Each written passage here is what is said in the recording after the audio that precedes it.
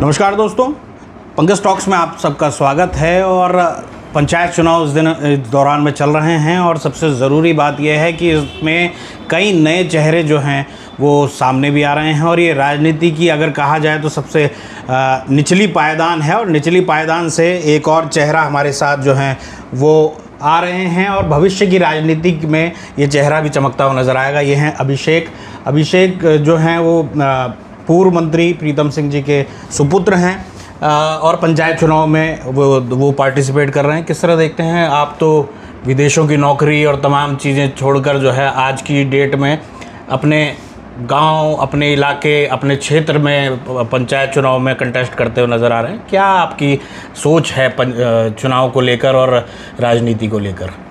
देखिए, मैं अभी हाल फिलहाल अपने गांव बिरनाड़ बास्तिल भी गया और जब मैं वहाँ पर गया लोगों को बड़ी उम्मीद थी और उम्मीद है मेरे से। वो उम्मीद ये है कि जो संकल्प मेरे पिताजी, मेरे नाना जी स्वर्गीय गुलाब सिंह जी ने जो सेवा का संकल्प जो अनुसार रख ले लिया है, वो उम्मीद करते हैं लोग कि उसको अभिषेक सिंह भी पूरा करेगा। तो स्वाभाविक बात है, पंचायत चुनाव में पार्टिसिपेट करने का मुझे भी मौका मिला। वहाँ के सब लोगों ने कहा कि भाई अभिषेक को टिकट दीजिए, अभिषेक मजबूती के साथ चुनाव लड़ने का काम करेगा। और मैं लोगों का आभार व्यक्त करना चाहता हूँ जिन्होंने मुझ पर अपना विश्वास जताया। कभी कभार राजनीति में लगता था कि क्या राजनीति में सफल हो पाएंगे।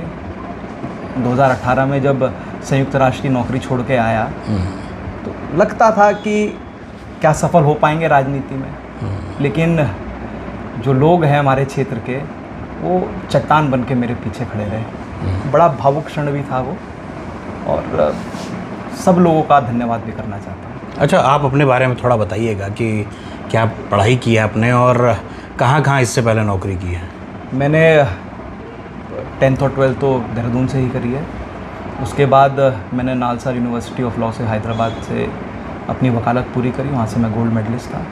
फिर लंदन स्कूल ऑफ इकोनॉमिक्स से मैंने मास्टर्स करा पब्लिक मैनेजमेंट और गवर्नेंस में, वहाँ भी गोल्ड मेडलिस्ट था। उसके बाद संयुक्त राष्ट्र स्विट्ज़रलैंड जिनीवा में वर्ल्ड इंटेलेक्चुअल प्रॉपर्टी ऑर्गेनाइजेशन है, वहाँ पर मैं अधिकारी रहा 4.5 साल वहाँ अपनी सेवा दी।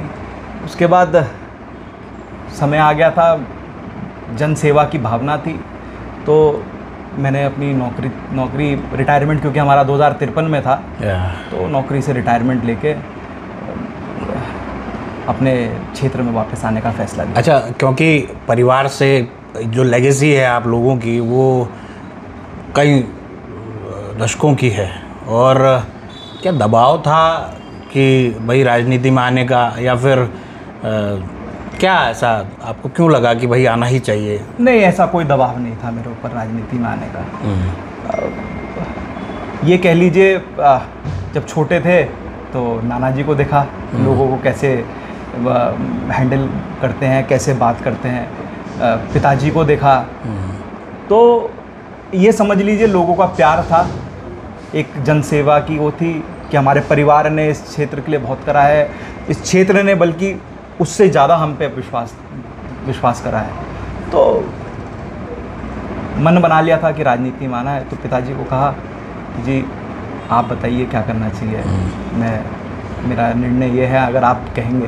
तो उन्होंने कहा बिल्कुल आइए आप। वैसे मैंने देखा आप पूरे परिवार में जो है वो एक तरीके से जनता को लेकर, अपने कार्यकर्ताओं को लेकर बड़ी वो रहता है। जब आप लोग अभी पीसीसी बने थे तो आपने भी और अध्यक्ष जी ने भी जो है इस्तीफा दे दिया था, क्योंकि कई लोगों को बनाया नहीं गया था। तो वो कहीं ना कहीं ऐसा लगता है कि अपने कार्यकर्ताओं, अपनी आम जनता को लेकर आपके अंदर है कि भावनाएं हैं उनको लेकर कि उनको मिले, हमें मिले नहीं भी कोई बात है।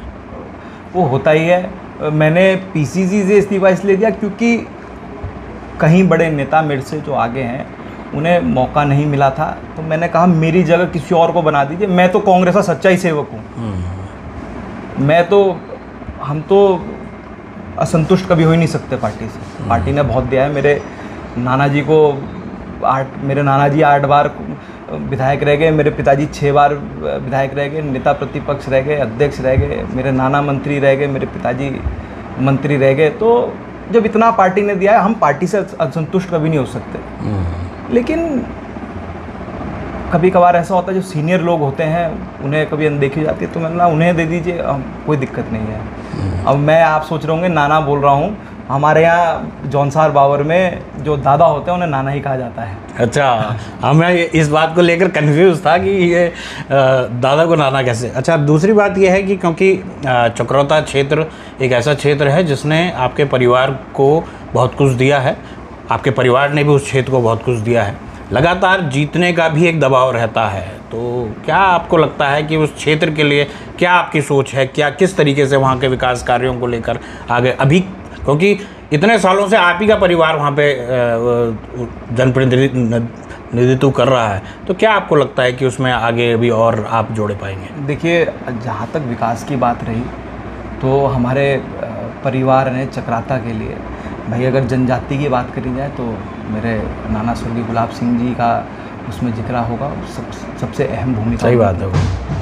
आप अगर चक्राता के इंफ्रास्ट्रक्चर की बात करेंगे, आज हमारे यहाँ मैं मानता हूँ गिनती के मेरे ख्याल से 10 गांव होंगे जो रोड से कनेक्टेड नहीं है, बाकी पूरा चक्राता रोड से कनेक्टेड है। आपने इंफ्रास्ट्रक्चर इतना स्ट्रॉन्ग कर दिया है, आज टूरिस्ट इनफ्लो चक्राता में इतना ज़्यादा, तो ऐसा नहीं है, विकास बहुत हुआ है चक्राता में। मेरी जो मैं मानता हूँ कि जहाँ मेरा फोकस रहेगा, मेरा फोकस थोड़ा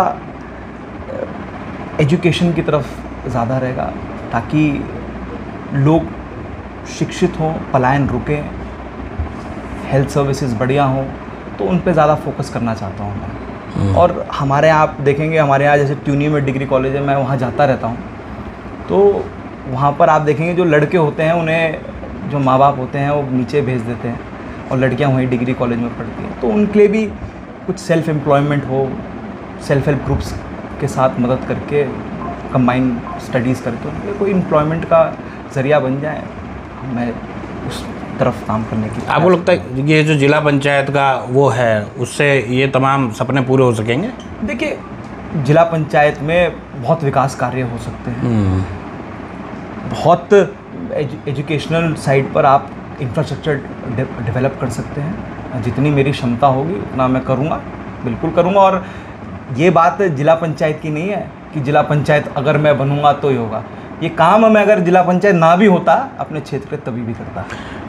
अच्छा, अंतिम सवाल मेरा ये रहेगा कि प्रीतम सिंह जी, क्योंकि आपके पिता हैं, दबाव कितना रहता है राजनीति में हर बार सफल होने का, हर बार जनता की जो उनकी जो बैटल है या फिर उनकी जो आकांक्षाएं हैं उनको पूरा करने का दबाव कितना आप महसूस करते हैं? नहीं, देखिए, राजनीति में हार और जीत सिक्के के दो पहलू हैं।